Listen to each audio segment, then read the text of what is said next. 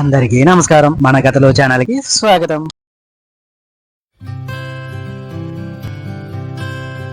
అందరికీ నమస్కారం.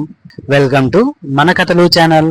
మన యొక్క ఈ ఛానల్లో పెద్దలు పిల్లలకి చెప్పడానికి ఉపయోగపడే వ్యక్తిత్వ వికాస మరియు మనోవికాస కథలు, పిల్లల చతురతకు ఉపయోగపడేటటువంటి తెనాల రామలింగడి కథలు మరియు అక్బర్ బీర్బల్ కథలు, అదేవిధంగా నీతి కథలు మొదలైనవి మన ఛానల్ ద్వారా వీడియోల రూపంలో అందించబడను. మీ యొక్క ఆదరాభిమానాన్ని సబ్స్క్రైబ్ అండ్ లైక్ రూపంలో మా ఛానల్ పై చూపించగలరు. మరి ఇంకెందుకు ఆలస్యం? మరి ఆలస్యం చేయకుండా మనం ఈ రోజు కథలోకి వెళ్ళిపోదామా? Yes, sir. Yes, sir.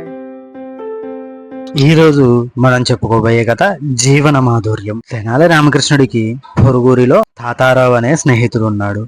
అతను ఒకసారి ఉద్యోగానికి సెలవు పెట్టి సరదాగా గడపడానికి తెనాలి దగ్గరికి వచ్చాడు.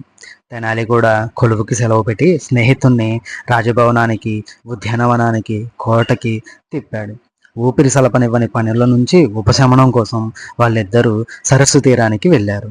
వాళ్ళిద్దరూ సరస్సు పై నుంచి వీచే చల్లగాలులను ఆస్వాదిస్తుండగా తాతారావు సూర్యాస్తమయాన్ని చూసి నవ్వుతూ, తెనాలి, జీవితంలో నీకున్న వాటి గురించి సంతోషంగా ఉన్నావా అన్నాడు. నాకున్న దానితో నేను ఇలా ఉన్నందుకు సంతోషంగా ఉన్నాను అని బదులిచ్చాడు తెనాలి. తాతారావు నీవు సంపాదించుకొని దానికోసం నీకు విచారంగా లేదా అన్నాడు. తెనాలి, చూడు, భవిష్యత్తులో నేనేమి సంపాదిస్తాను, ఏమి సంపాదించను అనేదాన్ని నమ్మను. కానీ నాకున్న దానిలోనే ప్రస్తుతం సుఖ సంతోషాలతో ఉండడానికి ప్రయత్నిస్తాను అన్నాడు. తాతారావు అతని మాటలకి నవ్వి, చూడు, నేను కన్న కలలన్నీ నిజమైన రోజున నేను నిజంగా సంతోషంగా ఉంటాను అన్నాడు. తెనాలి, నువ్వు కనే కలలేంటో తెలుసుకోవచ్చా అన్నాడు.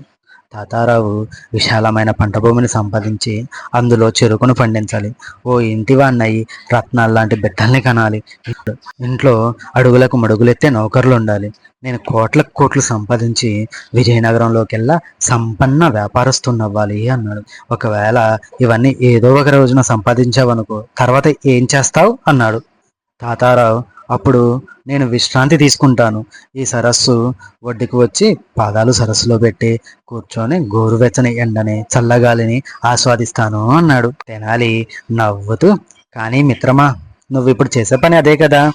నీకు అందుబాటులో ఉన్నదాన్ని ఆస్వాదించకుండా భవిష్యత్తులో జరిగిపోయే దాని గురించి కలలు కనడం, విచారించడం ఎందుకు అన్నాడు. తాతారావుకు దానికి మీద జవాబు లేదు. తెనాలి సంతోషంగా ఎలా ఉండగలుగుతున్నాడో అతనికి అర్థమైంది.